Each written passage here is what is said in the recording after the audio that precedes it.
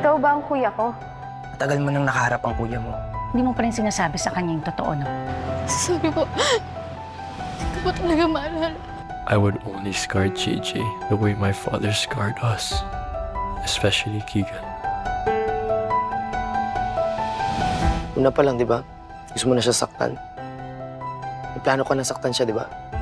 Yuri. Huwag mo siya papuntahin dito. Ayoko siya makita.